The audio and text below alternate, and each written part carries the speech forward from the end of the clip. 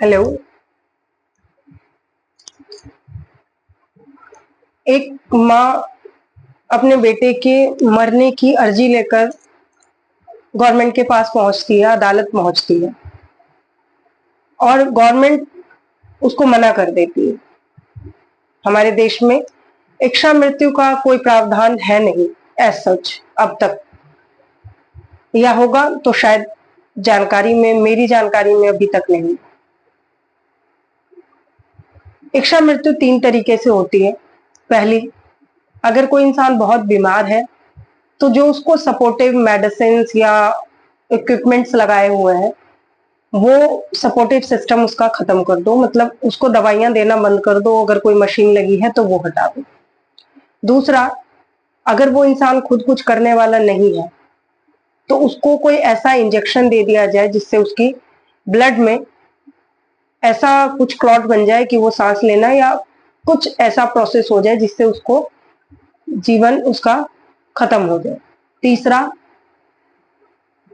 अगर वो इंसान होशो हवास में और वो उस दर्द को बर्दाश्त नहीं कर सकता तो वो खुद ही कोई मेडिसिन ऐसा ले ले जिससे उसकी लाइफ खत्म हो जाए। पर विदेशों में ये केस सुनने को मिला है। हमारे देश में 1-2 ऐसे केस हुए हैं जिसमें कि दर्द जब हद से ज्यादा बढ़ गया तो रिलेटिव्स ने या जिसके रिलेटिव्स ने भी उसे रखने से मना कर दिया, उसके अपने दोस्तों ने या जो उसकी केयर कर रहे थे उन्होंने इच्छा मृत्यु के लिए अदालत का दरवाजा खटखटाया। नमस्कार, प्रणाम, आदाब, सत श्री अकाल। मैं रश्मि आप सभी का स्वागत करती हूँ सुनो रश्मि में। उम्मीद है आप सभी स्वस्थ होंगे, मस्त होंगे और व्यस्त होंगे। आज की कहानी एक ऐसे पेरेंट्स की कहानी है जो गुड़गांव में रहा करते थे।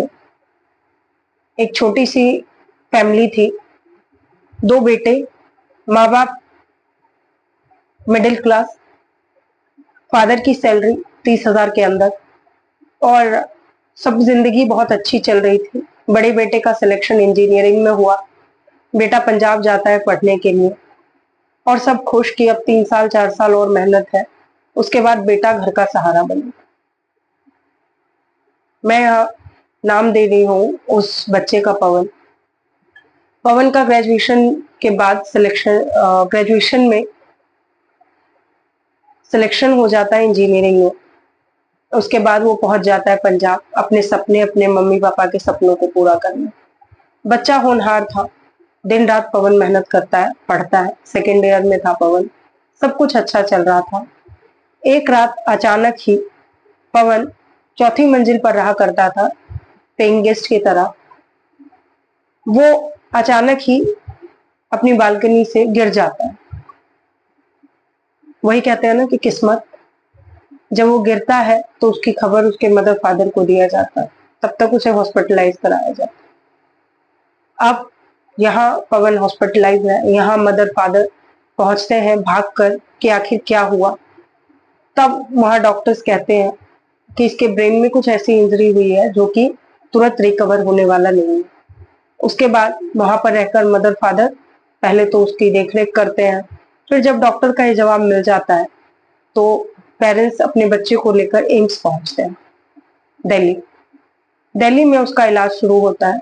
उसके बाद दिल्ली से भी, एम्स से भी ये हो जाता है कि इसका इलाज करवाने का कोई बेनिफिट नहीं है क्योंकि चेंजेस नहीं आ रहे, लंबा टाइम लगेगा। डॉक्टर ना हाँ कहते हैं ना ना कहते हैं।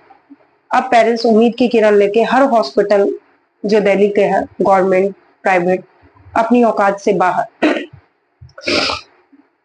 सबके दरवाजे खटखटाते हैं। पर जब सिर्फ ये हो रहा था कि पवन को हॉस्पिटलाइज किया जाता था, उसे रखा जाता था और उन लोगों का खर्चा बढ़ने लगा जो वो नहीं दे पा रहे थे, तो पेरेंट्स ने डिसाइड किया कि हम एक नर्स रखेंगे और पवन की देखभाल घर से ही करेंगे। अब वो पवन को घर ले आते हैं।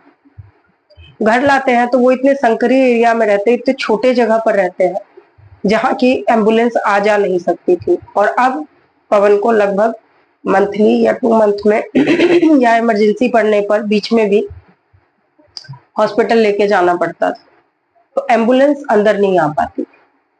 इसका सॉल्यूशन मदर फादर ने, पेरेंट्स ने निकाला कि हम लोग ये मकान बेच देते हैं, जो कि उनके पास एक लौता मकान था, जीवन भर की कमाई।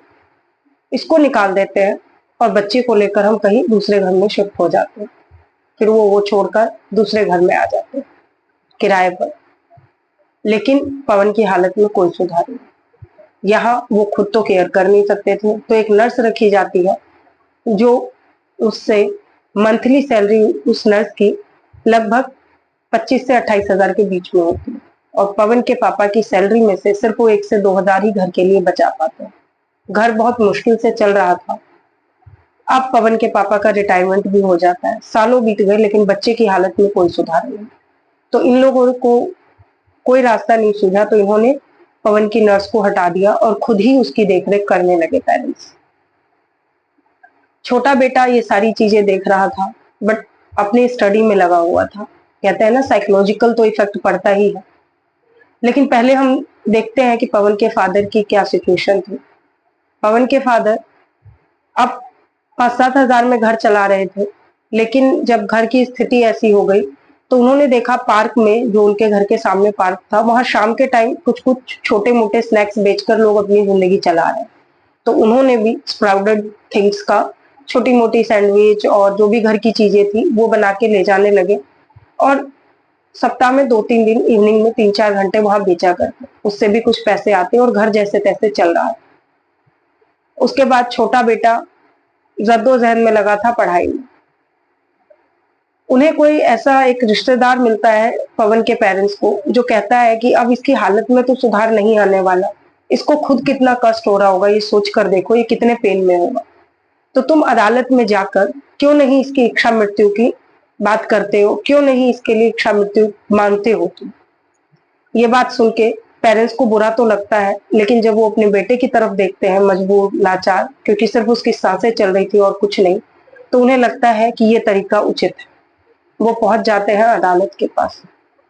वहां पर बहस होती है, केस 6 महीने से 1 साल के बीच में सुलझता है, लेकिन अदालत इच्छा मृत्यु नहीं देती, क्योंकि हमारे देश में स्वाभिमान से जीना, इज्जत से जीना, यही सिखाया जाता है और यही हमारा संविधान कहता है। अब मदर फादर परेशान है कि कैसे जिंदगी चलेगी, खर्चे, जाना आना, कहीं कुछ किसी से मतलब नहीं, और सबसे बड़ा बच्चे को जो पेन हो रहा है। लेकिन ये खबर सुनने के बाद कहीं ना कहीं जिन्होंने अपने बेटे की इच्छा मृत्यु मांगी थी, उनको कहीं ना कहीं तसल्ली हुई कि हमारी बच्चे की जिंदगी बच गई। वही कहते हैं ना, मदर फादर का प्यार।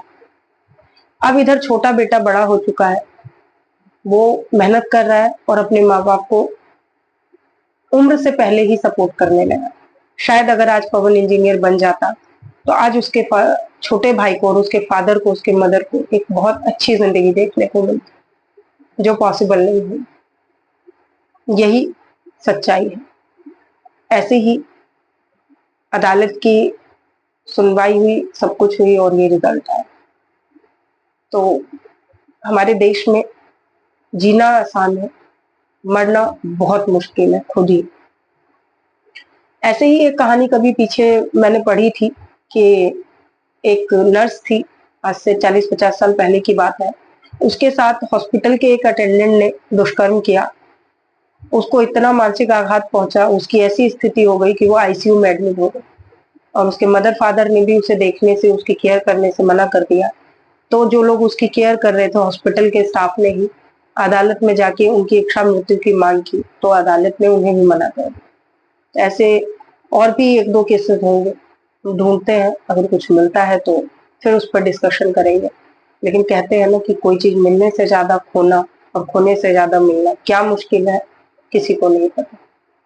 तो आज की कहानी में बस इतना ही, और सोचिएगा कि उस मदर फादर की क्या स्थिति है, पेरेंट्स की क्या स्थिति है और जिंदगी कहाँ से कहाँ पहुंच जाती है। ये मेरे नजरिए। मिलती हूँ अगली कहानी में, तब तक के लिए धन्यवाद।